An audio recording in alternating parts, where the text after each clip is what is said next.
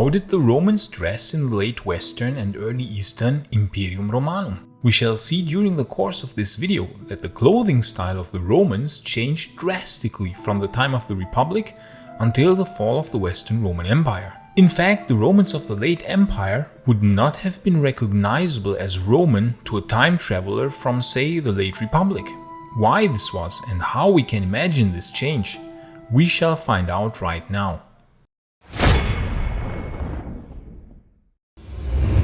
If there's one thing that is continuously misrepresented in movies about the late Roman Empire, it's the fashion which the Romans wore. Every time that a production studio attempts to make a movie about the late Roman Empire, which unfortunately happens far too seldomly, we can be very sure about one thing, namely that the depiction of the Romans of that time period will be wrong.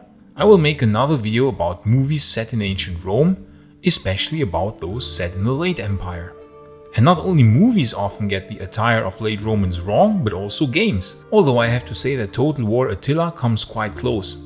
So for instance, in this movie here about Attila the Hun from 2001, we can see soldiers that are wearing armor as would have been common 500 years earlier, but certainly not anymore in the time of Attila in the mid-5th century AD.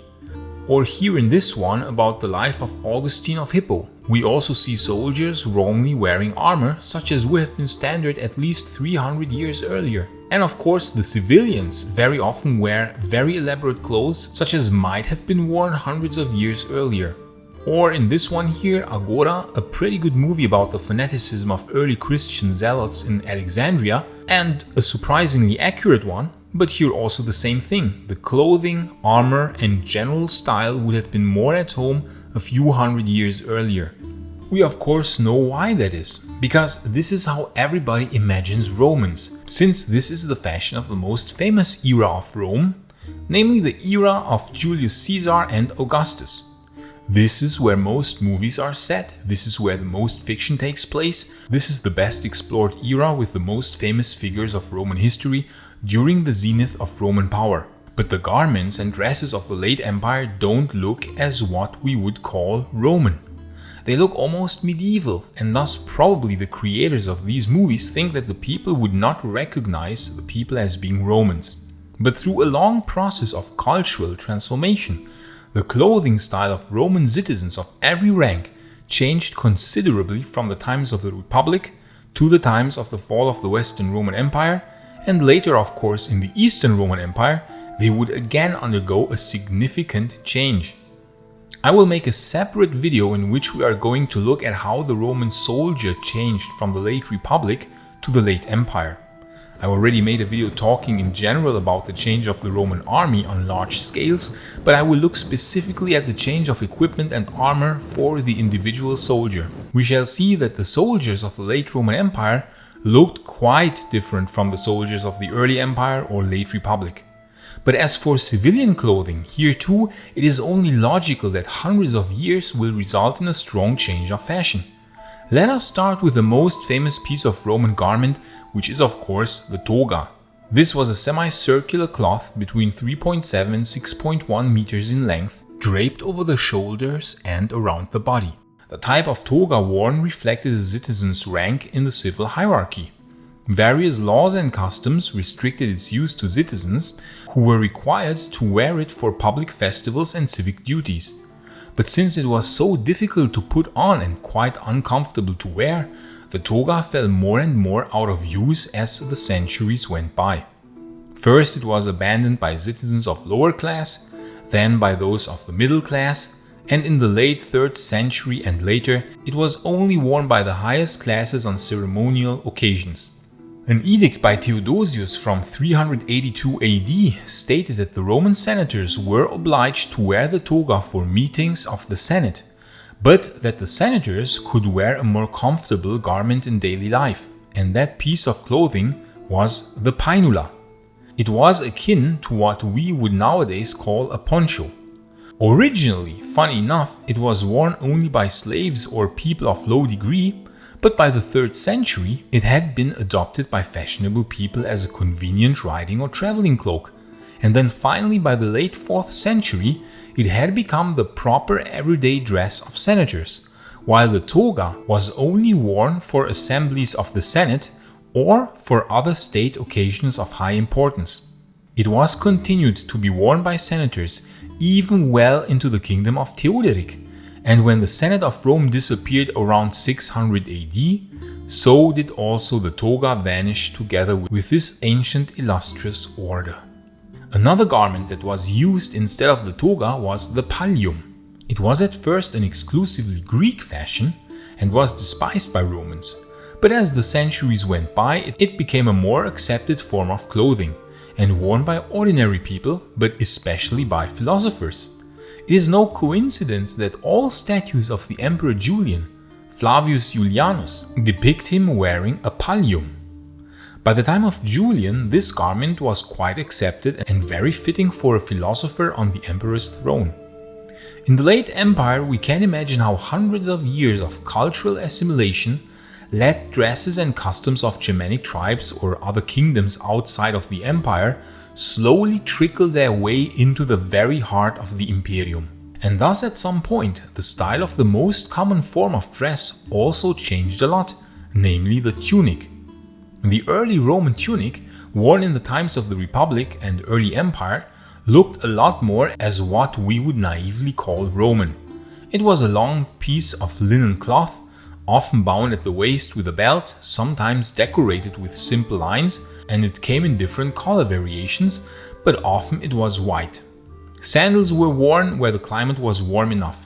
Yet in the late Empire, the style of the tunic had changed dramatically due to external influences. Now the tunic was much shorter, had long sleeves, and had elaborate decorations, mostly geometric forms and shapes. A type of hat, the pileus pannonicus, was now often worn, which came, as the name indicates, from the province of Pannonia. And quite unthinkable during the early Empire or late Republic, now even trousers were worn together with the tunic. Unthinkable because it was for the longest time considered a barbarian custom. But so much had the times changed and so strong had the Germanic influence become that now trousers were completely accepted together with the tunic. Sometimes a chlamys was worn in addition to the pileus pannonicus, the trousers and the tunic. A chlamys was a type of cloak which was originally of Greek origin, but had been completely assimilated as a type of fashion. This type of full garment would be normally more associated with soldiers or Roman citizens of military rank, but it was sometimes also worn by regular citizens. Another type of clothing that underwent drastic change was the paludamentum.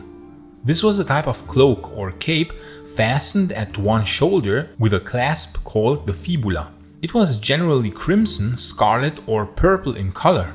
In the days of the Republic and early Empire, this cloak was worn by military commanders such as the legatus, but sometimes, however much less frequently, by regular troops.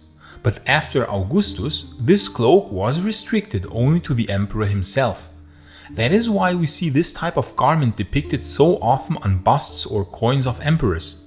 A beautiful example is this bust of Septimius Severus or this coin of Julian, on which we can see the fibula in very clear detail, or in even more glorious detail on this disc of Theodosius. Here we can even see the elaborate stitchings and decorations on the Paludamentum, but also on the tunic which the emperor wore below the cloak. Another type of dress that had become very fashionable in the later empire, after the 3rd century AD, was the Dalmatica, which, as the name implies, came from Dalmatia. It became the typical attire for upper-class women of the late Roman Empire. Interestingly though, it was also adopted by the Christian clergy at some point in the late Roman Empire, after Christianity had been established as the dominant religion of the Roman Empire. And this type of garment has survived the fall of Rome and is being used even to this very day in the Eastern and Western Christian Church, although of course the styling does vary considerably between the Western Catholic and the Eastern Orthodox Church. Now, while the transition from the classical Roman style of garments to the late Roman ones in the West was very gradual and took hundreds of years, we can imagine that the same happened in the Eastern Roman Empire. In the 4th and 5th centuries, the fashion of the East and West were still quite similar, But of course, as the Western Empire fell in the late 5th century, the style began to diverge dramatically. During the next few centuries, the typical dress of regular people transformed into what we would call medieval looking. But in the Eastern Roman Empire, even into the 7th century, we would still see many similarities to the Roman dresses of the 5th century West. This would then begin to change with the loss of Egypt and the Levant to the Arabs, of southern Spain to the Visigoths, of Italy to the Lombards, and of the Balkans to the Slavs and Avars. Most of the territory of the empire was lost, and this of course had a strong impact on the fashion as well. As trade collapsed, high-quality silken robes became more rare, and the dresses of everyday people also became simpler. But we can see that the change from classical Roman-looking fashion to medieval-looking fashion was really gradual and took hundreds of years. And already by the time of the late Western and early Eastern Roman Empire, the people did not look anymore as what we would naively think to be Roman. Therefore, it is quite understandable that movies of the late Empire depict Romans as they would have been in the early Empire, because the attire was so vastly different by then that moviegoers would have quite some difficulty in correctly identifying the Romans as being Romans. Romanness has become so very intertwined with the toga regarding civilian garment and with the loica segmentata armor in military terms, that the dresses of late Romans have become completely neglected. But I hope I could show that the late Romans also wore very interesting dresses, and even though they might not appear very Roman to us, they sure were very Roman to them. And please like this video and subscribe so that you won't miss any future videos on the fascinating era of the late Roman Empire. And please support my work via Patreon or YouTube membership, because the long-term sustainability of this channel depends on your support. Seriously, this channel would not work without our Patreon and YouTube members. And if you are interested to learn how the Roman army changed from the early to the late empire, you can watch this video here in the upper right corner. But if you are more interested in why the Western Empire fell at all, you can watch this video here in the upper right corner. I say thanks again to all friends of Roman history, gratias tibiago and bene valete.